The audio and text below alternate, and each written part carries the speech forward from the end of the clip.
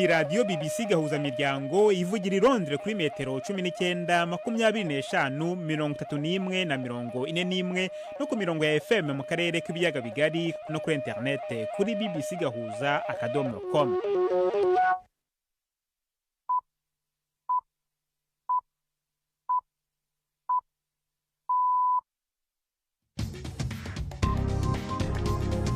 Ubu ni saa 10 n'igice ku isaha mpuzamahanga ya GMT, ni saa 12 n'igice ku isaha yo mu Rwanda no mu Burundi. Muri studio muri kumwe na Jacques Niyitegeka. Izi ni ingingo z'ingenzi zigize aya makuru. Minisitiri w'intebe wa Israel Benjamin Netanyahu yategetse ingabo z'igihugu cye gukomeza kurwana zikoresheje imbaraga zose n'umutwe wa Hezbollah muri Libani, nubwo amahanga akomeje gusaba ko imirwano ihagarara vuba. Umuryango mpuzamahanga urengera uburenganzira bw'ikiremwamuntu ku isi, Human Rights Watch, urashinja ingabo z'u Rwanda n'umutwe wa M23 kurasa ku baturage b'abasivile. Urashinja kandi ingabo za Kongo n'imitwe bifatanije amarorerwa ku basivile.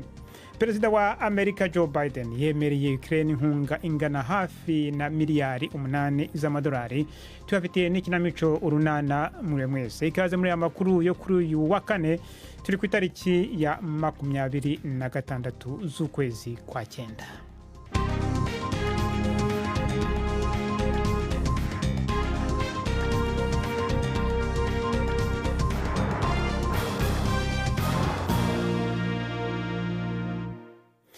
Ano makuru reka tuyahere mu burasirazuba bwo hagati. Minisitiri w'intebe wa Israel Benjamin Netanyahu yategetse ingabo z'igihugu cyo gukomeza kurwana zikoresheje imbaraga zose n'umutwe wa Hezbollah muri Libani, nubwo amahanga akomeje gusaba ko imirwano ihagarara vuba. Ibiro bya Bwana Netanyahu byavuze ko atigeze atanga igisubizo ku cyifuzo cyatanzwe na Amerika n'Ubufaransa cyo guhagarika imirwano mu gihe cy'iminsi 21. Minisitiri w'ububanyi n'amahanga wa Israel yavuze ko imirwano itazahagarara kugeza igihe batsindiye Hezbollah.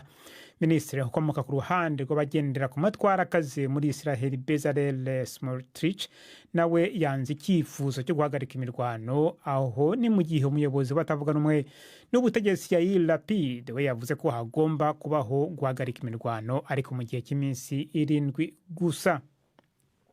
Hagati aho igisirikare cya Israel kiravuga ko kibasiye kandi kikica umuyobozi w'ishami rishinzwe utudege twa drone muri Hezbollah mu gitero cyagabwe ku nyubako iri mu nkengero z'amajyepfo ya Beirut. Cyavuze ko Mohamed Surur ari we wayoboye ibitero byinshi byo mu kirere byagabye kuri Israel. Igisirikare cya Israel kandi kibasiye ibikorwa remezo ku mupaka uhuza Liban na Syria, kivuga ko byakoreshejwe mu gutwara intwaro zigenewe uyu mutwe ushyigikiwe na Iran. Abatetsi ba Liban baravuga ko abantu 20 hafi ya bose akaba ari abanyasiriya baguye mu gitero cyagabwe mu ijoro rya na Israel mu burasirazuba bw'igihugu. Dukomereze mu karere k'ibiyaga bigari. Icyegeranyo gishya cy'umuryango mpuzamahanga urengera uburenganzira bw'ikiremwamuntu ku isi, Human Rights Watch, kirashinja ingabo z'u Rwanda n'umutwe wa M23 kuba bararashe inkambi z'abavanywe mu byabo n'intambara ndetse n'uturere dutuwe cyane hafi y'umujyi wa Goma mu burasirazuba bwa Repubulika ya Demokarasi ya Kongo. Iki cyegeranyo kandi kirashinja ingabo za Kongo nabo bakorana gushyira ibirindiro byazo hafi y'inkambi, maze bigatuma ubuzima bw'abaturage b'abasivile bujya mu kaga gakomeye. Mu gushaka ibisobanuro kuri icyo cyegeranyo mu kanya kashize navuganye na Clementine Domonjwa wo muri Human Rights Watch. Twashingiye cyane ku byabaye kuva mu ntango z'umwaka, aho ingabo z'u Rwanda na M23 zazingirikira cyane imicungararo y'umugwa mukuru w'intara ya Kivu ya ruguru Goma, bagaca amayira agaburira uwo muji. Ibyo byatumye hafi 2 cya miliyoni y'abateshejwe izabo bari bacumbitse mu makambi y'impunzi yo mu micungararo y'uwo muji bikinga intambara, aho kuronka umutekano barondera bisanga hagati y'imiriro y'ibisasu bikomeye y'ingabo z'abanyekongo n'iz'abanyarwanda. Ico twabonye nuko ingabo z'u Rwanda n'iza M23 zarashe ibisasu bikomakomeye zerekeza mu makambi y'abateshejwe izabo n'ahaba abasivile. twashoboye kubona ibisa n'ibitero bitavangura bigera kuri 5 byahitanye abanyagihugu basanzwe. Icagize ingaruka gusumba nico ku itariki 3 z'ukwezi kwa gatanu aho ingabo z'u Rwanda n'iza M23 ziriko zisubiza ku bitero vya Kongo zateye ibisasu 3 vya rokete vya milimetero 122 zitumbereza ku makambi y'impunzi bihitana abatari munsi ya 17 barimwo abana 15. At least 17 civilians including 15 children. Ariko murashinja n'ingabo za Kongo gukorera amarorerwa abaturage b'abasivile. Yeah, absolutely. I mean, you know what we're saying. Ego nivyo koko. Cyo tuvuga hano nuko impande zompi muri iyi ntambara zititayeho ingaruka ku banyagihugu basanzwe. Twasanze ingabo za Kongo n'abagwanye ba Wazalendo barinjiye mu makambi rimwe na rimwe barekura amasasu bica abasivile harimo n'abana. Hari igihe umusirikare wa Kongo yarasa urufaya yanse kuriha ivyo yanyoye yica umwana w'umukobwa, abanyagihugu nabo mu nyuma baramwica nkuko bivugwa n'ababibonye. N'ibintu by'ukuri by'ububisha buteye akoba. Hari kandi n'urugero ruteye ubwoba bw'ihohotera rifatiye ku gitsina rikorwa n'abafise ibigwanisho bivugwa n'ababikorewe yuko baba ari abasirikare ba Kongo canke aba Wazalendo. MSF ivuga yuko abagore barenga 1 kuri 10 bavuga yuko bakorewe ivyamfurambi mu kiringo c'amezi 6 haba mu makambi canke mu busho butemewe n'amategeko bw'aba Wazalendo baba bashaka kwambura abanyagihugu.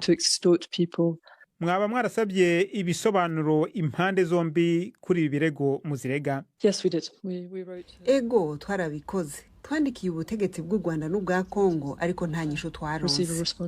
None Human Rights Watch irashaka ko hakorwa iki? The Rwandan and Congolese kw'ingabo z'u Rwanda n'iz'abanyekongo zifata ingingo zose zishoboka zo kugabanya guhutaza abanyagihugu. Ibi bishobora kubamwo kudashira ibirindiro vyabo hafi y'ikambi z'abateshejwe izabo. Hejuru y'ivyo habwirizwa kubaho gutandukanya na ntaryo abanyagihugu basanzwe n'abegwa n'intambara by'ukuri.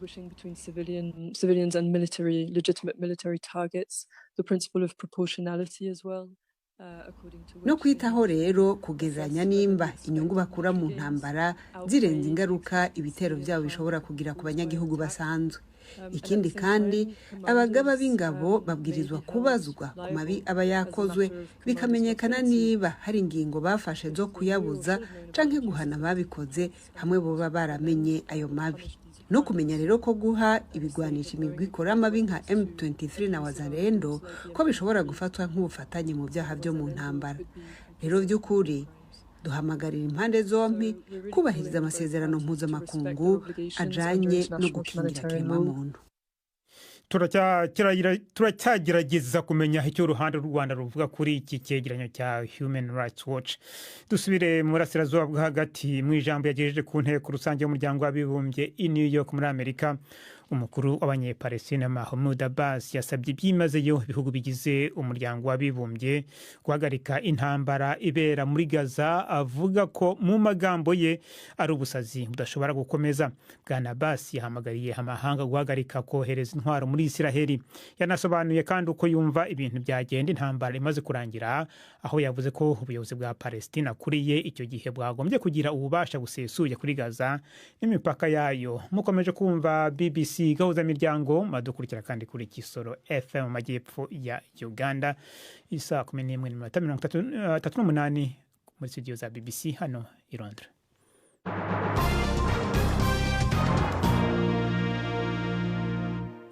Tujye ku mugabane wa Amerika, aho perezida wa Leta Zunze Ubumwe za Amerika Joe Biden yatangaje ko yemereye inkunga ingana hafi na miliyari 8 z'amadolari igihugu cya Ukraine mbere yuko ahura na perezida w'iki gihugu Volodymyr Zelensky mu kanya kari imbere. Mu itangazo yashyize ahagaragara, perezida Biden yavuze ko inkunga yose isigaye mu rwego rw'umutekano yasezeranijwe Ukraine izaba yarangije gutangwa mbere yuko manda ye irangira mu kwezi kwa mbere. Ni inkuru ya Dani Abehad mugezweho na Prime Ndikumagenge. Perezida Biden yemeye ibindi vya muzinga vy'ubwoko bwa Patriot hamwe na misile za Patriot nyene kugira hongerezwe ubushobozi bwa Ukraine bwo kwivuna ibitero vyo mu kirere, ubwoko bw'ibombe yarara kandi ishika kure izoba itanzwe ubwa mbere, hamwe no kwigisha abandi badereva ba Ukraine gutwara indege z'intambara zo mu bwoko bwa F-16 F-16 mu gifaransa. Perezida Zelensky yashimye ivyo ahawe nk'intambwe yo gushikana Ukraine ku nsinzi, ariko ico atankeka yuko arico yifuza cane ni uruhusha rwo gukoresha ibigwanisho bigezweho vy'abanyaburaya mu kurasa ku byo yifuza kugema imbere mu Burusiya kugira akingire neza kurusha abanyagihugu biwe ibibanza by'amasoko ntanganguvu n'ingabo basugerejwe cane. Kuri ico gushika ubu nta kajambo.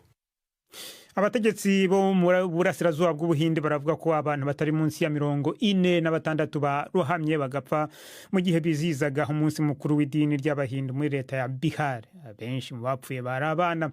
Ushinzwe imicungire y'ibiza yavuze ko barohamye mu bihe bitandukanye mu gihe bari mu muhango w'idini wo koga mu nzuzi n'ibyuzi byuzuye cyane kubera imyuzure iherutse. Izi mpfu zabonetse mu turere 15 twa Bihar mu gihe abayoboke b'iryo dini bizizaga umunsi mukuru wubahizwa n'ababyeyi kugira ngo abana babo babeho neza. Abayobozi bavuze ko abantu birengagije urugero rwazamutse cyane rw'amazi y'imigezi mu gihe barimo biyuhagira biziza uwo munsi mukuru. Tugaruke muri Afrika, aho igisirikare cya Sudani cyatangije igitero gikaze ku nyeshyamba bahanganye zo mu mutwe wa Rapid Support Forces kibasira uduce two mu murwa mukuru, kikaba cyatakaje uduce cyatakaje hashize amezi 17 igihe intambara yari gitangira. Ingabo za leta zasutse ibisasu ku birindiro by'uyu mutwe i Khartoum na Bahili gikoresheje ibibunda biremereye n'ibitero byo mu kirere bituruka ku birindiro byazo biri Omdurman. Ni inkuru ya Richard Kagowe mugezwaho na Jean-Claude Mwambutsa. Ababibonye bavuga ko hasutswe ibisasu biremereye ndetse ko n'imirwano yari ikomeye cyane mu gihe imitwe y'ingabo yamaze kwambuka ibiraro bibiri by'ingenzi biri ku ruzi rwa Nile byagabanyaga ibice bifitwe n'igisirikare cya leta mu murwa mukuru ndetse n'ibice bigenzurwa n'abarwanyi ba Rapid Support Forces. Indege z'intambara zasutse ibisasu ku murwa mukuru Khartoum rwagati mu gace RSF yari yarambuye ingabo za leta. Igisirikare cya leta cyagowe cyane no kwisubiza uduce twafashwe n'abarwanyi, kikiyambaza cyane ibisasu biremereye birasiwe kure ndetse n'ibisasu by'indege kugira ngo kirebe ko cyakura abarwanyi mu duce barimo hirya no hino mu murwa. Ibi bitero biheruka bije nyuma y'ijambo umukuru w'igisirikare General Abdel Fattah al-Burhan yavugiye uyu munsi mu nteko rusange y'umuryango w'abibumbye i New York. Polisi yo muri Norvege iravuga ko yataye muri yombi umugabo ukomoka muri Cameroon kubera uruhare hakekwaho rwo kuba yarakanguriye abantu gukora ibyaha byibasira inyoko muntu muri Cameroon. Nubwo batavuze izina ry'uyu mugabo, bavuga ko afite imyaka iri muri za 50. Umwunganizi we mu mategeko yabwiye BBC ko ari umuyobozi ukomeye w'umutwe ushaka kwiyomora ku gihugu Lucas Ayabacho. Azwiho kuyobora imwe mu mitwe yitwaje intwaro itinyitse cyane mu turere twa Cameroon tuvuga icyongereza. Hashize imyaka 7 tuvugwamo amakimbirane akoreshwamo intwaro. Ni inkuru ya Paul Ngie mugezwaho na Siriake Muhawe nayo. Abategetsi ba Norvege bavuga ko hubaye ubwa mbere habaye umuntu muri ico gihugu yagirijwe gukokeza gukora ivyaha bikorerwa zina kiremwa muntu. Umushingwamanza uwo mutegetsi w'abashaka kwiyonkora ku gihugu ca Cameroon Lucas Ayaba yabwiye BBC ko ivyo yagirizwa bishingiye ku vyo atangaza ku mbuga hwaniro. Uko imyaka yagiye iragenda yagiye akoresha imbuga hwaniro mu guhamagarira abana guhera amashure, kunyuruza hamwe n'ibindi bikorwa by'ubugizi bwa nabi mu karere kabamwo abavuga ururimi rw'icongereza bikorwa n'umugwi wiwe wa gisirikare Amazonian Defense Forces. Mu gihe abategetsi ba Cameroon ataco barashikiriza kuri iryo hagarikwa, umwe mu bategetsi ba leta yabwiye BBC ko ashobora kurungikwa muri Cameroon. Oni vuga ko abantu barengera ibihumbi 6 bamaze kwicwa mu gihe abandi baba umuriyoni bateshejwe izabo kubera intambara y'inkoho imaze imyaka 7 mu karere ka Cameroon kabamwo abavuga ururimi rw'icongereza. Iyi radio mwumva ni BBC gahuza miryango. Ubu rero nk'uko mumenyereye kuwa kane ni umwanya w'ikinamico urunana.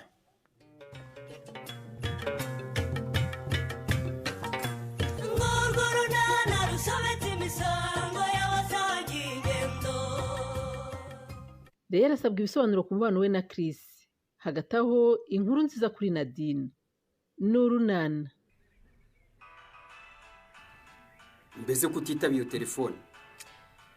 Yego mana, sinari nayumvise. Ahubwo ndabona ari muganga Devota. Allo? Waramutse? Yego mwaramutse neza muga. Nikoye, telefone yawe ejo yari yabaye. Telefone yanjye? Ejo mwarampamagaye se muga? Inshuro nk'eshatu zose nsanga itariho. Mana yanjye we. Nukumbabarira. Nibutse koko ko hari igihe yari ifunze umuriro washizemo. Birashoboka. None se mwanshakiraga amahoro muga? Nta kindi nagushakiraga. Nashakaga kugutuma kuri Nadine. Nadine? Nyine ndagira ngo umumbwire ko yagize amahirwe yo kuba ku rutonde rw'ababyeyi bagomba guhabwa inkunga ihabwa ababyeyi batwite n'abafite abana batarengeje imyaka 2. Iyo nkuru ni inkuru nziza cyane pe. Ngira ngo urabizi ko ihabwa abo bagore kugira ngo ibunganire mu mirire mu rwego rwo kurwanya imirire mibi n'igwingira mu bana. Yego ndabizi. Ubwo rero ndagira ngo mugutumeho. Yego. Ubwo rero gerageza urebe uko umugeraho. Mubwira ze kandi ku kigo nderabuzima kugira ngo yuzuze ibisabwa. Atangire kujya ahabwa iyo nkunga. Mana yanjye. Nonaha se? Nonaha rwose. Yihutire kuhagera dore abandi bahageze barimo kubyuzuza. Mana we, ndabigira ntera. Reba uko ubigenza umugezeho ayo makuru ahita aza ku kigo nderabuzima rwose. Mana yanjye. Use ko twari tugiye guhinga mbigire ntaga. Ubwo nyine nta kundi genda urebe uwo mudamu bimubwire. None se ubwo ugiye kwijyana guhinga? Wowe genda umubwire uraba unsanga mu murima. Ubwo nibyo nta kundi. Ubwo urantwaza iyi suka. None se ni ikihe kibazo ufite mwana wa? Ndacyabikurikirana buri igihe kizagera kijya hagaragara. Ako senye. Ikibazo uhisha umubyeyi wawe wakutwisa amezi 9 akakonza imyaka ingana kuriya akagushyira mu ishuri ukigukarangiza. Icyo kibazo umisha kimeze giti kuko. Ariko mana, wa mugani burya ngo uwizera umwana w'umuntu avumwe koko. Ahubwo kubera icyo uvuga gutyo nyine, n'ukubera iki koko? Gusa isomo nkuyemo nuko ntazongera kwizera abantu rwose. Nde waguhemukiye ariko nyabo? Ariko nakubwiye ko nkibikurikirana mama. Gusa uko biri kose, nta wundi ubiri inyuma ndetse ugomba kuba asanzwe ari inshuti yanjye. None se ubundi wageze ngo umwanzi ntashobora kuba ari wa wundi w'inshuti yawe ya bugufi? Nanjye ndabona ariko bishobora kuba bimeze rwose. Gusa ibyo bibazo ufitanye n'inshuti zawe udashaka kumbwira nabyo biranyobeye pe. Mama, karame. Wihanganye mbanze nkurura amakuru neza. Ubundi igihe nyacyo kizagera uzabimenya. Oya nye, ukuntu babaye sinshobora kukureka ngo ugende utambwiye ikibazo ufite. Urumva? None se gishingiye ku ki mwana wa? Urugira ngo nirirwe mpangayitse.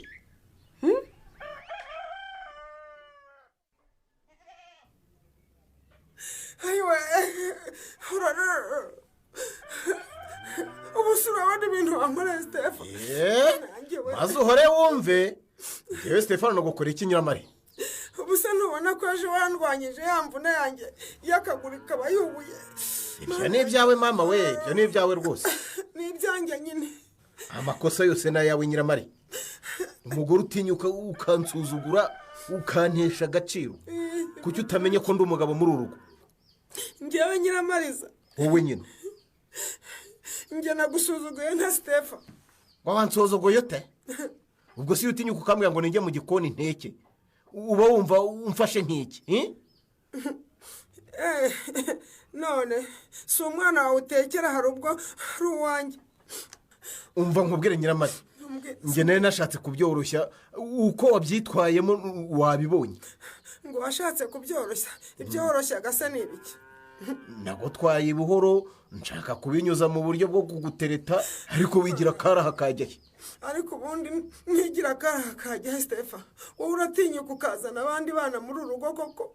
Wabonye wa mbere naramwakiriye ugira ngo niko bizakomeza. Umva ibyo kukubembereza rero nanjye nabivuyemo. Ubwo nyine mbigize itegeko. Ibikigira itegeko Stefano? Ntegetse ko Ndemeza atagomba kuva muri urugo. Ngo iki? Ndavuze ngo Ndemeza agomba kuguma hano. Hano kwande? Hano kwande Stefano? Kwa Stefano. Kandi akitabwaho neza nk'abandi bana se tu. Ariko umenya ko ari no kwa Nyiramarisa di, si kwa Nadine. Urabyumva neza? Urashaka kongera kungaraho mirwano? Ni wowe ushaka kuyigarura ahubwo. Umva, ngiye ndategetse. Ariko utegetse iki? Ndategetse ko umwana wanjye Ndemeza agomba kuba hano. ubwo ari uko bivuze Stefa nawe umenya ko utazongera kuva hano muri uru rugo. Ngwiki niba ushaka kurera ndemeza aha nawe ugomba kuhaguma ukajya umwitaho ukamenya umwana wawe birambuye, urabyumva? mbese sinzasubire kujya gukora. nyine ubwo ugomba kugumana nawe hano ukajya umutekera ukamumesera ukamukorera ibishoboka byose. niko bimeze. none se Nadine Karame ubu koko batinze nukumbabara nanjye mu makuru yangezeho mu kanya n'ukuri.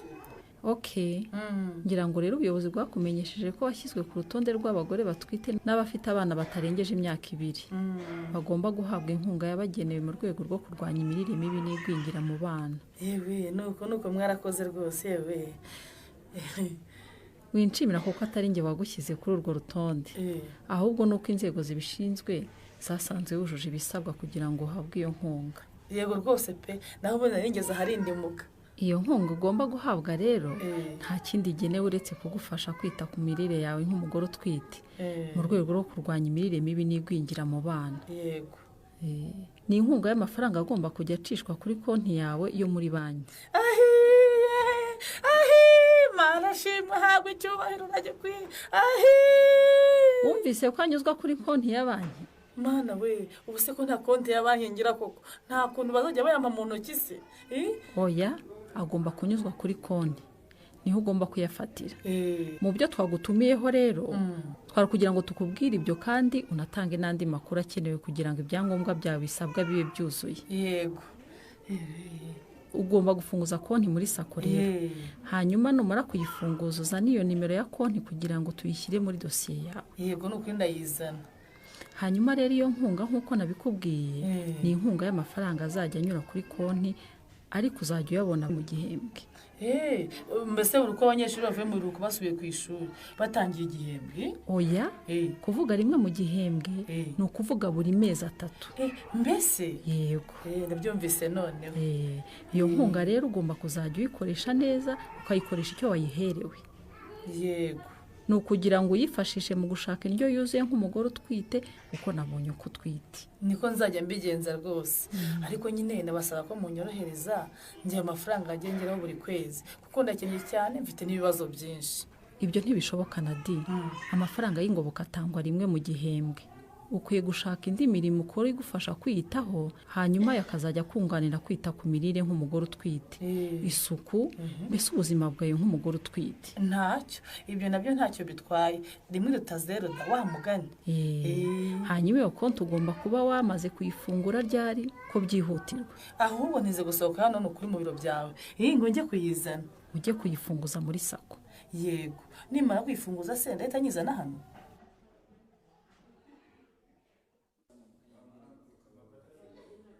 Icyo nagira ngo tuvuganeho rero Leya Karame ni ibijyanye n'ibihuha amaze iminsi numva. Ibihuha bimeze gute sanye? Gusa byarambabaje cyane kandi cyane ubyumve Leya. Mana yanjye ntibenyerekeyeho se? Niko Leya. Karame ni ukuri nanze kugira icyo mbikoraho ntabanje kubikubaza wowe nk'inshuti yanjye. Ko binteye ubwoba we. Gusa umenye ko atari byiza cyane pe ntabwo ari byiza Leya. Si ibintu wagakorera inshuti yawe si ibintu wagakorera inshuti yawe rwose. Mana yanjye Korea Karame mbwiza ukuri. Ndakubwiza ukuri rwose nta kibazanye ariko umenye ko ndengana. Amakuru yangezeho kuri mu rukundo na Chris. Ego mana yanjye njyewe wowe Leya nukuri nge ndarengana ariko mana yanjye ndarengana pe. Umva Leya mbabarira kabisa ibyo bintu bivemo.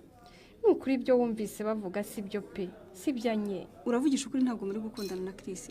Ndarengana pe. Hanyuma ko ari umuntu uheruka kubabona na se na sheri wanjye agutwaye mu modoka yari akujyanye hehe? Ego mana yanjye akoze ubwo ibyo rwose. Mbwira ibyo byari ibiki nibyo ndimo kukubaza.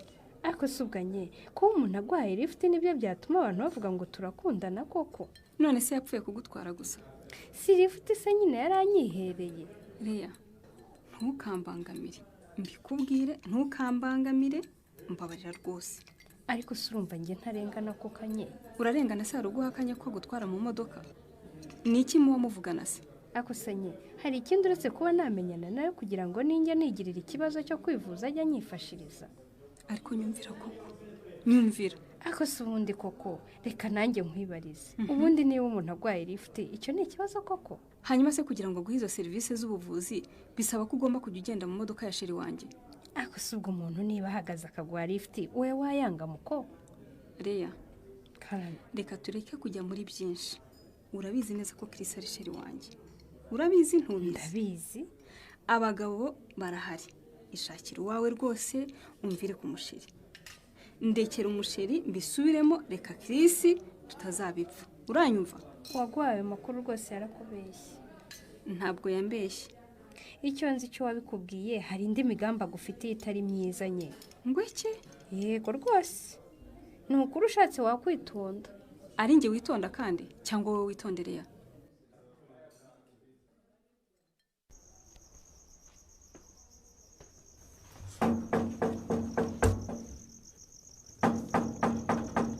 ariko wakinguye Nyiramari. bwira uwo muhungu wawe agukingurire twiryamiye Stefa. bwira Ndemezo wawe aho ari aho ngaho mu ruganiriro. none se ari ubwo wafunze? niko Shandeme. karame. kuki abandi baryamye wowe ukaba ukiri hano mu ruganiriro? sinabuze aho ndyama. ye gwiki ubu urahuryama ute? ariko uyu mugore yongeye umwiyenzo we n'agasuzuguro. amafuta yarusha ingurube. niko Nyiramari. ariko waretse gusakuriza abantu biryamiye wa mugabo we. niko Shandeme. karame. wariye se ahubwo? oya.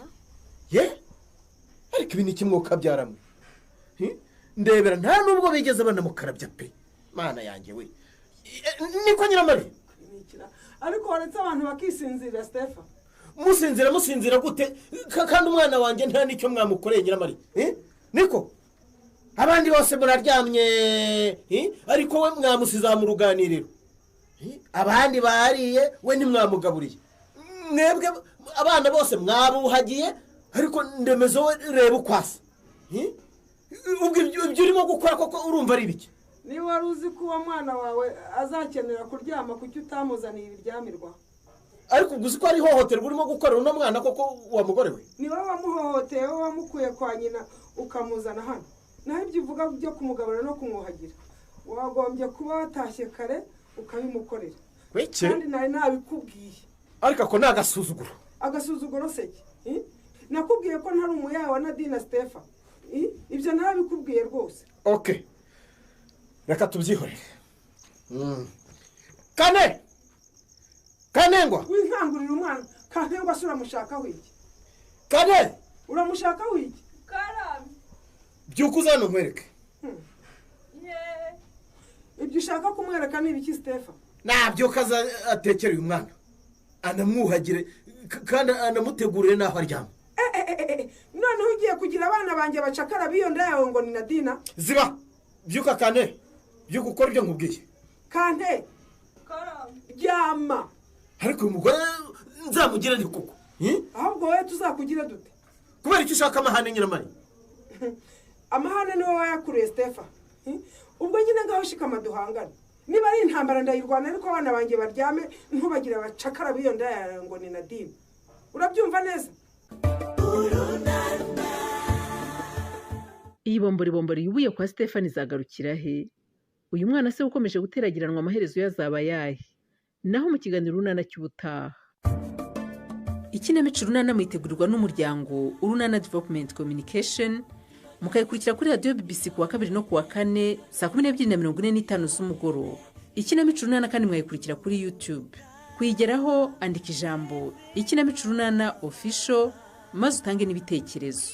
uramutse ufite ikibazo cyangwa igitekerezo kandi wifuza kutugezaho watwohereza ubutumwa bugufi bwanditse kuri telefoni igendanwa 0783 18 10 mushobora kandi kunyuza ubutumwa kuri page yacu ya Facebook.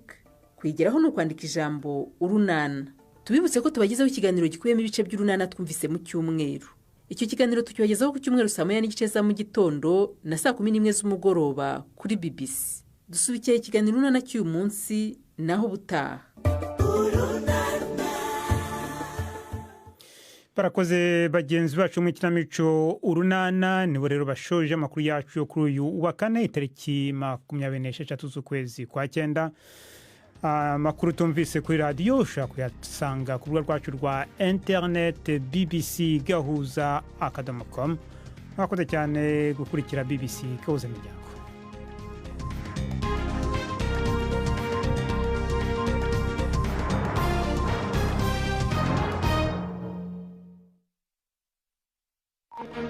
Thank you.